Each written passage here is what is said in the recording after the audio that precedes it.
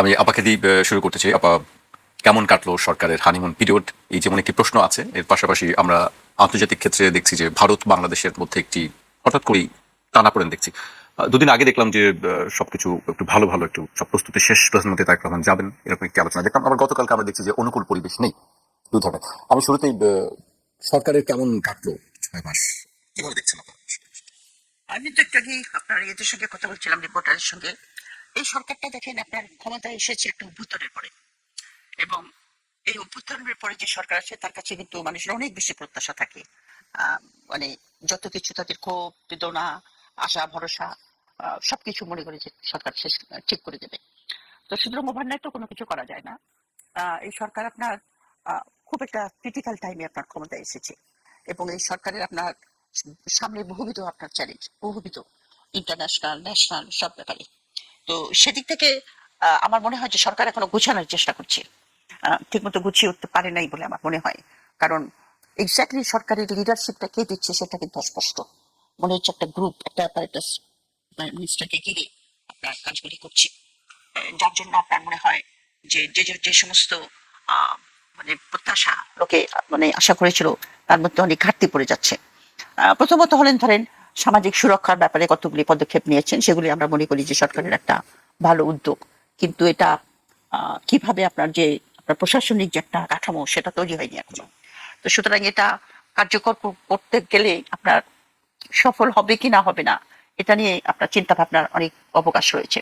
কিন্তু আমি মনে করি এটা সামাজিক সুরক্ষার জন্য, কৃষকদের জন্য, প্রান্তিক জনগোষ্ঠীর জন্য ভালো পদক্ষেপ। কিন্তু যে ব্যাপারে সবচেয়ে বেশি হতাশার বোধ করছি আমরা, সেটা হলো যে প্রায় 4 কোটির মতো শুনেছি আমরা, ফিগারটা জানি না, কেউ 4 বলে কেউ 5 বলে, আপনার তরুণ, শিক্ষিত তরুণ বেকার। এবং বিএনপি কিন্তু তাদের যে ইশতেহার, সে ইশতেহার না শুধু, ওনাদের বাণিজ্য মন্ত্রী তিনি ইলেকশনের আগে বলেছিলেন যে আমরা 1 কোটি লোকের কর্মসংস্থান করব 6 মাসের ভিতরে। 6 মাস কি 1 বছর, খুব শর্ট টাইমের ভিতরে। কিন্তু সেরকম কোনো উদ্যোগ তো দেখছি না। কেমন করে এইদেরকে চাকরি দেবে, কর্মসংস্থান করবে, সেরকম কোনো পজিটিভ কোনো স্টেপ এখন পর্যন্ত দেখতে পাচ্ছি না। এটা একটা হতাশার ব্যাপার। কারণ এই তরুণ প্রজন্ম যেটা আশা করেছিল যে তাদের আপনার সংস্থান হবে, কর্মসংস্থান হবে, সেটা যদি সরকার আপনার 6 মাস কেটে গেছে এখন কিন্তু সেরকম কোনো পদক্ষেপ নেওয়া হয়নি, এই ক্ষোভটা আপনার জমতে থাকবে, সে ক্ষোভের বহিঃপ্রকাশ সরকারের জন্য ভালো হবে না। আর একটা জিনিস হলো যে যেই অভ্যুত্থানটা হয়েছিল বৈষম্যহীন মানে বাংলাদেশের জন্য, কিন্তু আমরা দেখতে পাচ্ছি যে সরকার আপনার বিভিন্ন প্রতিষ্ঠানে সরকারি বেসরকারি জায়গায় আপনার দলীয় লোকদেরকে আপনার আপনার নিয়োগ দিচ্ছে। আহ, নিয়োগ দিচ্ছে ঠিক আছে দলীয় লোক, এবং অনেকে বলে, আমি সেটা একটু আশ্চর্য হয়ে যাই যে আমেরিকাতেও তো এরকম হয়। আমেরিকা গভর্নমেন্ট চেঞ্জ হলো এরকম ভাবে আপনার দলীয় লোকদের, কিন্তু আমেরিকান সিস্টেম আর পার্লামেন্টারি সিস্টেমটা এক নয়। আমেরিকাতে যখন আপনার প্রেসিডেন্টের ইলেকশন হয়, প্রেসিডেন্ট যখন আপনার অন্য একজন প্রেসিডেন্ট আছে, উনি ওনার ক্যাবিনেট এবং অ্যাডভাইসার নিজের দলের লোকদেরকে নিয়ে আসে। আপনি বিভিন্ন প্রতিষ্ঠানের নিয়োগ, অথবা আপনার ব্যুরোক্রেসির ভিতরে নিয়োগ, চুক্তি ভিত্তিক এটসেট্রা, এগুলি আমেরিকাতে তো আনহার্ড অফ। আমেরিকান সিস্টেম সম্বন্ধে তাদের লোকের ভুল ধারণা। প্রেসিডেন্ট তাদের নিজের লোকজনকে নিয়ে আসে তার নিজের ক্যাবিনেট এবং অ্যাডভাইসার করার জন্য, এইটুকুই। এটা একটা বৈষম্য। আর একটা বৈষম্য যেটা দেখে, যেটা আমার না তুলে ধরলেই হয় না, সেটা হলো দেখেন এই অভ্যুত্থানে শত শত নারী আপনারা অংশগ্রহণ করেছে। বলতে গেলে তারা সামনের ফুল টাইমে আপনার যখন এই গত 5 আগস্টে যখন ডকুমেন্টারি গুলি দেখাচ্ছিলাম, বিনোদন করে আমরা দেখছিলাম যে আপনার এই যে আমাদের নারী শিক্ষার্থীরা তারা রীতিমতো স্লোগান দিচ্ছে আপনার স্টেজের উপর দাঁড়িয়ে। কিন্তু আপনি যখন জুলাই সনদটা করলেন, আবার তাদেরকে আপনার বৈষম্যহীন রাষ্ট্র গড়ার পরিবর্তে এমন বৈষম্য করলেন না নারীদের আপনার রাজনৈতিক এম্পাওয়ারমেন্ট অথবা পলিটিক্যাল এম্পাওয়ারমেন্টের ব্যাপারে। এটা অত্যন্ত হতাশাজনক। কারণ কোনো গণতন্ত্র আপনি কমপ্লিট হয় না যদি আপনার 50% পপুলেশনকে আপনাদেরকে রাজনীতিতে অংশগ্রহণ করতে বাধাগ্রস্ত করে। এটাও একটা হতাশার ব্যাপার এবং বিরাট হতাশার ব্যাপার বলে আমি মনে করি। আর হতাশা হলো আপনার আইন শৃঙ্খলা, সেটা তো সবাই জানে, আপনিও জানেন। আইন শৃঙ্খলার অবস্থা খুব খারাপ। আইন শৃঙ্খলা, চাঁদাবাজি, যতই আপনার সরকার বলুক না কেন যে চাঁদাবাজি আমাদের লোকরা করছে না। আমাকে সেদিন দুজন বললো যে জানেন চাঁদাবাজি কিন্তু শিবির করছে। আমরা কেন বলাকার সামনে যে মারামারিটা হলো, ওটা তো 2 দল ছাত্র দল, আমরা সবাই দেখলাম। ওখান থেকে শিবির আসলো কোথায়? শিবিরের ঘাড়ে দোষ দেওয়ার চেষ্টা করছে। তো আইন শৃঙ্খলার অবস্থা খুবই খারাপ। আপনার চাঁদাবাজি খুবই প্রকট, দুর্নীতি আগের চেয়ে বেড়েছে বলে সবাই বলছে, এবং আমিও সেটা মনে করি। পদের জন্য আপনার কোটি কোটি টাকা খরচ করে আপনার বদলি, নিয়োগ, এগুলি চলছে। আর আরেকটা হতাশার ব্যাপার আইন শৃঙ্খলার ব্যাপারে, সেটা হলো যে পুলিশ কমিশন যেটা করার কথা হয়েছিল, প্রফেসর ইউনূস যেটা আপনার ওই অধ্যাদেশ দিয়েছিলেন পুলিশ কমিশন করার, সেই পুলিশ কমিশনটার যেটা নিয়োগ এবং কার্যবিধি যেটা বেঁধে দিয়েছিলেন ওই অধ্যাদেশে, সেটা হলো যেটা একটা সেমি অটোনমাস একটা প্রতিষ্ঠান হবে, এবং তারা আপনার ধরেন অনেক বিশ্ববিদ্যালয় আছে আপনার অটোনমাস সেমি অটোনমাস যেটাকে বলে, সেখানে তাদের পুলিশের পদায়ন পুলিশের বদলি সবকিছু ওই কমিশন করবে। কিন্তু ওইটাকে বাতিল করেছে, তারা ল্যাপস করে নতুন করে পুনর্গঠন করেছে, এবং পুনর্গঠন করার ফলে আপনার ওই কমিশনটা এখন একটা মোরাললেস একটা অ্যাডভাইসারি কমিশনের মতো হয়েছে। মানে পুলিশের এই সমস্ত যে সমস্ত অ্যাডমিনিস্ট্রেটিভ যে সমস্ত কার্যকলাপ, সেটা স্বরাষ্ট্র মন্ত্রণালয়ের কাছেই রয়ে গেছে। তো এটা রয়ে গেলে পরে তো পুলিশ আপনার যদি আবার সরকারি পুলিশ হয়, তাহলে তো আপনার আইন শৃঙ্খলা, বিশেষ করে যদি আপনার কোটি কোটি টাকা খরচ করে লোকে যদি ওসির নিয়োগ নেয়, অথবা আমরা শুনেছি আরো বড় বড় অফিসাররা আপনার টাকা দিয়ে মানে নিয়োগ দিচ্ছে, তো তারা তো সরকারের হয়ে কাজ করবে, আপনার আইন শৃঙ্খলা কি করে রক্ষা করবেন? এগুলি সবই আপনার জুলাইয়ের স্পিরিটের, জুলাইয়ের যে স্বপ্ন তার ইয়েতে। তবে যে কথা বললাম, যে যেহেতু এই সরকার আপনার 6 মাসের মধ্যে আমরা তাদেরকে পুরোপুরি অ্যাসেস করতে পারছি না, কারণ একটা খুব ক্রিটিক্যাল টাইমে তারা ক্ষমতা নিয়েছে। তবে আমার সরকারের প্রতি যেটা অনুরোধ থাকবে, সেটা হলো যে সরকার যদি smoothly রাষ্ট্রকে গঠন করতে চায় এবং চালাতে চায়, তাহলে তারা জাতীয় ঐক্যটা ধরে রাখার জন্য আপনার জুলাই সনদ এবং গণভোটটাকে এচিড়িয়ে মেনে নেয়।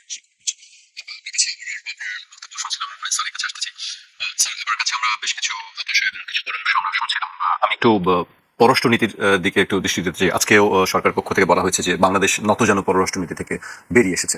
সম্প্রতি আমরা সেই বিষয়গুলো দেখতেও পাচ্ছি। স্যার, আপনার কাছে কি মনে হয় পররাষ্ট্রনীতির ক্ষেত্রে বাংলাদেশ কোন অবস্থানে আছে?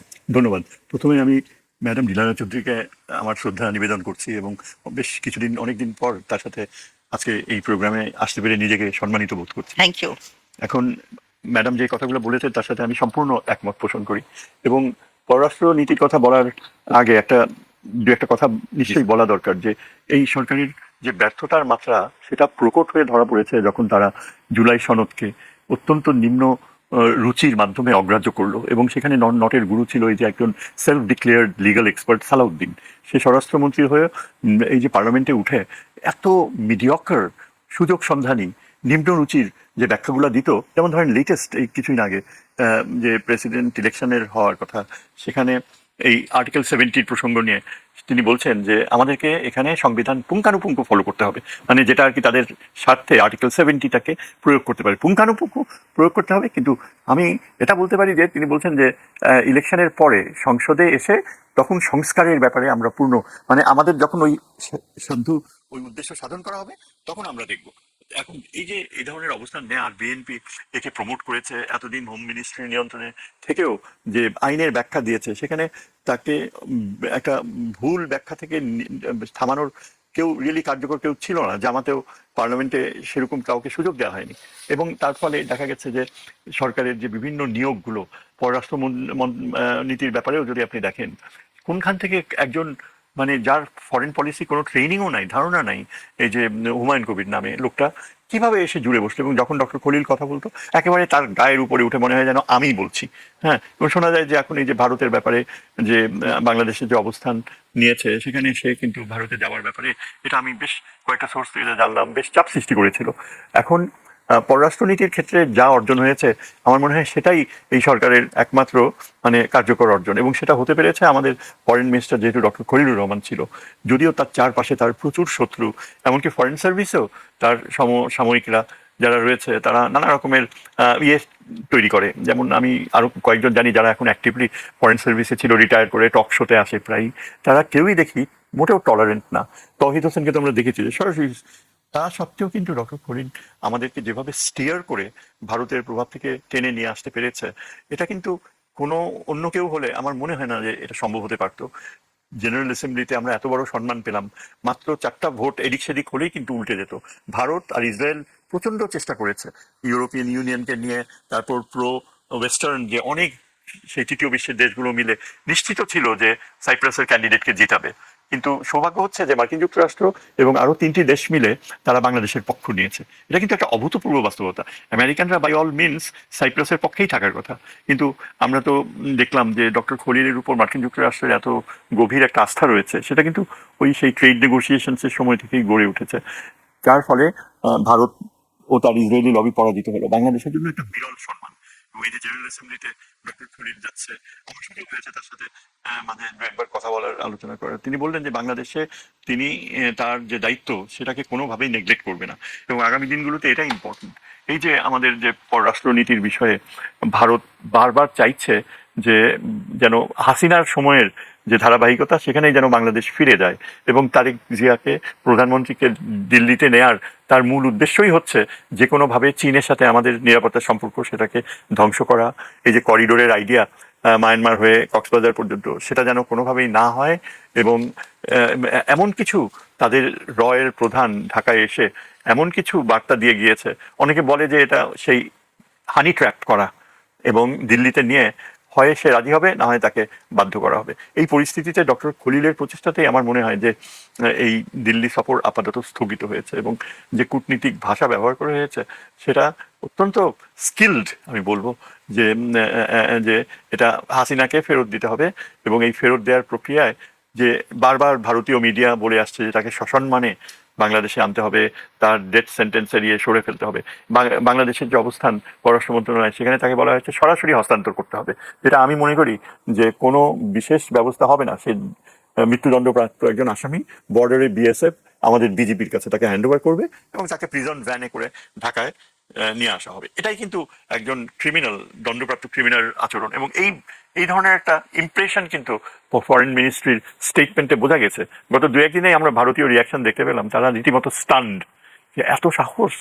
এবং তাদের রাষ্ট্রদূত কিন্তু এটা বলেও ফেলছে যে এই 5 দিনের মধ্যে যদি না যায় তাহলে 1 বছরেও আর তাকে দিল্লিতে যাওয়ার সুযোগ হবে না। কি অদ্ভুত মানসিকতা, অ্যাজ ইফ আমাদের দেশ থেকে আমরা ডেসপারেট যেতে। এটা তো তাদেরই ন্যাশনাল ইন্টারেস্টে তারা খুব চেষ্টা করেছে, এবং আমার মনে হয় যদি সিঙ্গুলারলি অর্জন হিসেবে দেখতে হয়, এই যে ভারতকে এই দিল্লি যাওয়ার অবস্থান থেকে অগ্রাহ্য করা, আমরা একটা ব্রিদিং স্পেস পাচ্ছি। এই ব্রিদিং স্পেসটা খুবই দরকার, কেননা চীনের সাথে যেসব চুক্তি করার প্রক্রিয়ায় নিয়ে আমরা খুবই আনন্দিত ছিলাম, এখন শোনা যাচ্ছে যে সেগুলো আমলাতান্ত্রিক আলমারিতে বক্সবন্দি করে রাখা হয়েছে। এখন আমাদের এখন এই সময়টায়, সামনের দিনগুলোয় যখন আমরা জেনারেল অ্যাসেম্বলিতে আমাদের প্রেসিডেন্ট হওয়ার সুযোগ হয়েছে, একটা ব্যাপক প্রভাব রাখা সম্ভব হবে। যেটা প্রয়োজন সেটা হচ্ছে তিস্তা চুক্তিকে একদম একটা ফর্মাল রূপ দেয়া। করিডোরের যে বাস্তবতা, সেটা কুমিন থেকে মান্দালয় পর্যন্ত অলরেডি রাস্তা চলে এসছে, এবং বাংলাদেশের কক্সবাজার পর্যন্ত রাস্তাটা খুব বড় ডিস্টেন্স না। এটা 6 মাসেই চীন কমপ্লিট করতে পারে, এবং আমরা যদি চীনকে বাংলাদেশে প্রবেশ করার একটা স্থান করে দেই, এটা আমাদের ভারতের নিরাপত্তা হুমকি প্রায় অর্ধেকটা কমে যাবে। কেননা দেখেন, এই যে গত যুদ্ধে চীন যে আমেরিকাকে ঠেকাতে পেরেছে, তার একটা বড় কারণ হচ্ছে যে ট্রেন লাইন সংযোগ সেন্ট্রাল এশিয়া থেকে চায়না পর্যন্ত, এবং continuous supply of arms, sophisticated weapons, missile technology এগুলো ছিল, এবং যার কারণে আজকে ইরান মাথা তুলে দাঁড়াতে পারছে। হ্যাঁ, তো আমাদেরও কিন্তু সেরকম প্রয়োজন যে একেবারে আসবে না সেটা বলা যায় না। ভারত এখন কি আচরণ করে সেটা দেখার মতোই হবে আগামী দিনগুলোতে। জি স্যার, সেটি অবশ্যই আমরা দেখবো। আমি আপনার কাছে আসতেছি। আপনি বেশ কিছু চ্যালেঞ্জের কথা বলছিলেন, সংস্কারের কথা বলছিলেন। এই মুহূর্তে সবচেয়ে বড় যে বিষয়টি আমরা দেখছি যে সরকারের পক্ষ থেকেও সেটি স্বীকার করছে যে বিদ্যুতের একটি বড় চ্যালেঞ্জ, বিদ্যুৎ, গ্যাস ঢাকা এবং ঢাকার বাইরের মানুষের সমস্যাটি প্রকট আকার ধারণ করেছে। এই বিষয়টি আসলে আপনি কিভাবে দেখছেন? আপনার কাছে উত্তর দেওয়ার আগে আমি একটু অবশ্যই। পররাষ্ট্রনীতি, উনি তো এক্সপার্ট, আমি সেটার উপর কোনো কমেন্ট করতে চাই না। তবে আমি একটা কথা এখানে বলতে চাই, সেটা হলো দেখেন, বাংলাদেশ যেটা আমাদের জিওপলিটিক্যাল মানে লোকেশন, এটা কিন্তু যদি আমরা ভালো মতো ব্যবহার করতে পারি, তাহলে কিন্তু বাংলাদেশ, ওই যে আমরা সবসময় সিঙ্গাপুর সিঙ্গাপুর বলি, আমরা সিঙ্গাপুর হয়ে যাব। কিন্তু বাংলাদেশের অ্যাজ এ স্টেট, বাংলাদেশের এই যে আপনার 3টা বৃহৎ শক্তি, বঙ্গোপসাগরকে নিয়েই কিন্তু আপনার এই কনফ্লিক্টটা, যে বঙ্গোপসাগরকে আপনার, কারণ Bangopasagar is gateway to Indian Ocean, আর ইন্ডিয়ান ওশান কিন্তু এখন ওই যে গ্লোবাল যেটা আপনার পাওয়ার সেন্টার, সেটা আটলান্টিক থেকে এখন ইন্ডিয়ান ওশানে চলে এসছে বাই 21st সেঞ্চুরি। সুতরাং ইন্ডিয়ান ওশানের গেটওয়ে হলো আপনার বঙ্গোপসাগর। এবং আপনি জানেন জিও পলিটিক্স, আমারও তো আপনার সঙ্গে আপনি সবই জানেন, আপনার bridge between Sabzar all that. কিন্তু আপনার 3টা বৃহৎ শক্তি, চীন, ইন্ডিয়া এবং আমেরিকা, এই 3টা শক্তির ভারসাম্য আপনার বজায় রাখা, মানে কোন ব্লকের সঙ্গে যেন আমরা অ্যাটাচড হয়ে না যাই। আমাদের থাকতে হবে আপনার মাল্টি অ্যালাইনমেন্ট, যেটাকে আমি আমি আমি মনে করি আমার ব্যক্তিগত যেটা তো সেটা করার মতো ক্যাপাসিটি বাংলাদেশ স্টেটের আছে কিনা, এটি একটি প্রশ্ন। কারণ প্রশ্নটা হলো যে উনি অনেকবার বেশি ভালো বলতে পারবেন যে একটা দেশের আপনার নট অনলি আপনার ন্যাশনাল পলিটিক্স এর ব্যাপার, কিন্তু আপনার পররাষ্ট্রনীতি, সাকসেসফুল পররাষ্ট্রনীতি আপনার করতে হলে আপনার কতগুলি উপাদানের দরকার হয়। উপাদানের প্রথম শর্ত হলো যে আপনার পলিটিক্যাল স্টেবিলিটি এবং একটা জাতীয় ঐক্য। আপনার একটা গ্রাসরুট ডেমোক্রেসির দরকার হয়, যেখানে সেখানে একটা জাতীয় কাঠা, যে আমরা এইটা আমাদের রাষ্ট্রের জন্য, স্বার্থের জন্য দরকার। আমার প্রো ইন্ডিয়ানও হতে হবে না, প্রো আমেরিকানও হতে হবে না, কিছু না, কিন্তু আমাদের দেশে কিন্তু সেই ইয়েটা আছে, কনসেনসাসটা আছে। এই দিন সেদিনই তো আপনার পিউ রিসার্চ, আমি পিউ রিসার্চের সার্ভে অবশ্য একটু রিজার্ভেশন নিয়ে দেখি, তারা বলেছে যে 56% বাংলাদেশের নাকি আপনার ইন্ডিয়াকে পছন্দ করে না, কিন্তু এখনো 41% আপনার ইন্ডিয়াকে পছন্দ করে। তার মানে হলো যে এই যে আপনার জেনোসাইড, এই যে আপনার গণতন্ত্রকে ধ্বংস করে দেওয়া, সবকিছু মানুষ ভুলে যেতে রাজি আছে, কারণ তাদের অ্যাটাচমেন্ট ইন্ডিয়ার প্রতি। এই যে আমাদের দেশের মধ্যে যে একটা বৃহৎ ডিভিশন, এই ডিভিশন রেখে আপনি একটা দেশকে সামনের দিকে নেবেন কি করে, ডোমেস্টিক এবং ইন্টারন্যাশনাল। পলিটিক্যাল স্টেবিলিটি দরকার, আপনার পপুলেশন দরকার, এডুকেটেড দক্ষ পপুলেশন দরকার, আপনার দরকার জিওগ্রাফি যেটা আছে, আপনার দরকার ইকোনমিক স্ট্রেংথ। আপনার শক্ত একটা ইকোনমিক স্ট্রেংথ না থাকলে পরে পররাষ্ট্র নীতিকে ইয়ে করা যেতে পারে না। তারপরে মিলিটারি স্ট্রেংথ, একটা প্রতিরক্ষা সেরকম শক্তিশালী। আর ইদানিংকালে ইন্টারন্যাশনাল রিলেশনে যে জিনিসটা খুব এসেন্সিয়াল হয়ে পড়ছে, সেটা হলো আমাদের দেশের যারা কূটনীতি চালাবে, তাদের ইন্টারন্যাশনাল সিস্টেমে এখন ফাইন্যান্সিয়াল সিস্টেমটা কিরকম বিভিন্ন দেশের, সেটা বোঝা দরকার। বোঝা দরকার আপনার কোনো শক্তিশালী ইন্টেলিজেন্স আছে কিনা। আমাদের মোসাদ, র, এরা আপনার কন্টিনিউয়াসলি তাদের ন্যাশনাল গভর্নমেন্টকে ফিডব্যাক করছে যে এই দেশের লোকরা এটা করছে, এটা করছে। আর আমাদের দেশের ইন্টেলিজেন্স আমার পিছনে লেগে আছে। মানে আমি কোথায় কি কথা, আমি মানে আমি যে internal- পার্সোনাল বলছি না, মানে আমাদের জনগণ কি করছে এইটা নিয়ে তারা ব্যস্ত। আমাদের সেরকম ইন্টেলিজেন্স, কি ইন্টেলিজেন্স রিপোর্ট তারা দিতে পারে সরকারকে যে ইন্ডিয়ার এই পলিসি, অথবা মিয়ানমারে কি হচ্ছে, আমাদের কি করা উচিত, রেগুলার ফিডব্যাক দেওয়ার কথা। ইন্টেলিজেন্স সিস্টেম আমাদের দরকার হবে, মিলিটারির দরকার হবে, ফিনান্সিয়াল সিস্টেমগুলি যেটা দরকার হবে।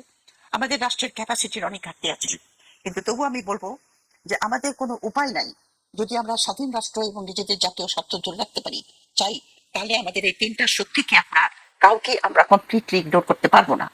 আর ইন্ডিয়ার ব্যাপারে যেটা উনি বলেছেন সেটা আমি স্বীকার করি, যে ইন্ডিয়ানদের একটা অ্যাটিচিউড আছে, তারা খুব লুক ডাউন করে বাংলাদেশকে এবং বাংলাদেশের পপুলেশনকে। সেটি পিউ জরিপেও এসেছে যে বাংলাদেশের মানুষকে তারা খুব নেতিবাচক খারাপ ভাবে দেখে। এটা একটা হিস্টোরিক্যাল কারণ আছে, কারণ তারা মনে করে যে আমরা লোয়ার কাস্ট থেকে কনভার্ট হয়েছি। নিচু, যেটা আপনার ভদ্রলোকের নাম জানি কি, যে biography of Indian, of an unknown Indian, Neeraj Chowdhury. Neeraj Chowdhury তার বইতে লিখেছে। তো তো দেখেন না ভাষাগুলি কিরকম। অমিত শাহ বলেছে এরা সব উইপকা, উইপকাগুলিকে ঝেঁটিয়ে বঙ্গোপসাগরে ফেলে দিতে হবে। তারপরে আপনার এই রিসেন্টলি আমি খুব আশ্চর্য হয়ে গেলাম, বুঝলেন, ডক্টর শহীদুজ্জামান, প্রফেসর শহীদুজ্জামানের যে চন্দন নন্দী বলে একজন আছে না নর্থ ইস্টে, সেদিন সে টিভিতে এসে গলা উঁচিয়ে ওই সালাউদ্দিন নাকি আপনার যখন শ্রীলঙ্কা ছিল তখন নাকি রর স্টেশন ম্যানেজার পা ধরেছে যে আমাকে পাঠিয়ে দেবেন না। সুবীর ভৌমিক, না চন্দন নন্দী, চন্দন চন্দন নন্দী বলছিল, চন্দন নন্দী না সমীর ভৌমিক, সমীর ভৌমিক, এবং বলছিল যে এই ওয়ার্ডটা আমার খুব কানে বেজেছে, যে বেশি কথা বলবেন না মিয়া, কার কোন ঠিকই মিয়ার কথাটা কিন্তু প্রি পার্টিশনের কথা। প্রি পার্টিশনে যখন মুসলমানরা কেবল লেখাপড়া শিখা শুরু করেছে, একটু মাথা তুলেছে, তখন তাদেরকে ইটকারি মেরে বলতো কি মিয়া তুমি কোথা থেকে আসলে, মিয়া কথাটা এখনো ব্যবহার করছে। তো এই যে আপনার আর সবসময় একটা ধারণা যে আমরা বাংলাদেশকে স্বাধীন করে দিয়েছি, সুতরাং বাংলাদেশ আমাদের কথা শুনবে, আমাদের স্বার্থ বাংলাদেশের স্বার্থ। আমাদের ফরেন মিনিস্টারই বলেছে, আগের ফরেন মিনিস্টার, যে ইন্ডিয়ার উন্নয়ন মানে আমাদের উন্নয়ন। তো এগুলি কিন্তু আপনার এটা একটা আধিপত্যবাদ, কালচারাল আধিপত্যবাদ, যে তাদের বয়ানটা আমাদের দেশের 40% বলেন 30% বলেন, তারা এটাকে আত্মস্থ করে এবং বিশ্বাস করে যে হ্যাঁ তারা সুপিরিয়ার, তারা আমাদেরকে শিখাবে আমরা কি করে কথা বলবো, আমরা কি করে খাবো, কি আমাদের মানে সংস্কৃতি হবে, আমরা কি কাপড় পরবো। এই যে আপনার মনস্তত্ত্ব, এটা খুব সাকসেসফুলি তৈরি করেছে ভারতে। তো আমি বলছি যে প্রাইম মিনিস্টার যে সিদ্ধান্তটা নিয়েছেন, যে উনি কয়েকটা কন্ডিশন দিয়েছেন, যে আপনার শেখ হাসিনাকে ফেরত দিতে হবে, হাদি যারা খুনি এবং ওই যে যারা পালিয়ে গেছে, ওই যে আসাদুজ্জামান কামাল। তো কথা হলো যে ইন্ডিয়া যদি আমাদের সঙ্গে বন্ধুত্ব চায়, তারা একটা এনভায়রনমেন্ট তৈরি করবে না প্রাইম মিনিস্টারের ভিজিটের জন্য। এনভায়রনমেন্টটা তারা তৈরি করছে না, তারা কিন্তু সেই হস্টাইল অ্যাটিচিউডটাই নিয়ে আছে, বলছে তুমি আসো তখন কথা বলা যাবে। কিন্তু আজকে যদি প্রাইম মিনিস্টার যান ইন্ডিয়াতে, একটা জার্নালিস্ট যদি ওনাকে প্রশ্ন করে যে বাংলাদেশের প্রাইম মিনিস্টার কে, শেখ হাসিনা না তুমি, কারণ শেখ হাসিনা তো বলে বেড়াচ্ছে যে সেই প্রাইম মিনিস্টার, সে কোনো রিজাইনই দেয় নাই। তো এনভায়রনমেন্টটা ক্রিয়েট করছে না, কিন্তু প্রেশার দিচ্ছে যেন আমরা যাই। খুবই দুঃখের বিষয়, কারণ আমি মনে করি যে ইন্ডিয়ার সঙ্গে আমাদের একটা স্টেবল নেবারহুড পলিসি, নেবারহুড হওয়া দরকার, এবং এটা শুধু আমাদের উপর চাপিয়ে দিলে চলবে না। এই 50 বছর আমরা দেখেছি ইন্ডিয়া একতরফা ভাবে আমাদের কাছ থেকে তাদের স্বার্থ আদায় করে নিয়েছে। তো এখন তাদের আর কোনো দেশ যে জনগণের সঙ্গে বন্ধুত্ব না করে একটা পলিটিক্যাল পার্টির সঙ্গে বন্ধুত্ব করে, এটাও বোধ একটা বিরল ঘটনা। যে আওয়ামী লীগ একমাত্র তাদের বন্ধু, বাকি সব কেউ বন্ধু না। এনিওয়ে, তো যাই হোক, এটা হলো জি। উনি যেটা বলেছেন সেটা আমি একটু সাপ্লিমেন্ট করলাম। বিদ্যুতের কথা আপনি যেটা বললেন, জনগণ এটা বিশ্বাস করে, এটা এগেন পারসেপশন, যে এটা ঘটানো হচ্ছে, এটা একটা ষড়যন্ত্র, সরকারের পক্ষ থেকে কেউ কেউ এটা ঘটাচ্ছে, আমি নাম বলবো না, কিছু মন্ত্রীর ঘটাচ্ছে এই কারণে যে তারা আপনার যে আগের যে বিদ্যুৎ সাপ্লাইয়ের ব্যবস্থা ছিল, কুইক রেন্টাল অথবা আদানির কাছে, ইন্ডিয়ার কাছ থেকে ইলেকট্রিসিটি না আনলে পরে আমরা বাঁচবো না, এই জন্য। তা নাহলে আপনি বলেন, ষড়যন্ত্রটা আমার কাছে অনেক সময় বিশ্বাসযোগ্য মনে হয় এই কারণে যে প্রফেসর ইউনূস যতদিন ক্ষমতায় ছিলেন ততদিন কিন্তু আমাদের বিদ্যুতের কোনো সমস্যা হয়নি, গ্যাসেরও কোনো সমস্যা হয়নি। হঠাৎ কি হলো যে এরকম সমস্যা হবে? যেরকম এখন ধানমন্ডিতে আগে যেত না লোডশেডিং, আর বিশেষত আমি যে রাস্তাটায় থাকি ওই রাস্তাটা আবার ভিআইপি রাস্তা, কারণ ওখানে নাকি কয়েকজন এমপি টেম্পিরা থাকে আর কি, ওই রাস্তার উপরই। কিন্তু ওইখানে এখন লোডশেডিং হচ্ছে, গ্যাস সকালবেলা উঠে দিকে গ্যাস নাই, দৌড়ে গেছে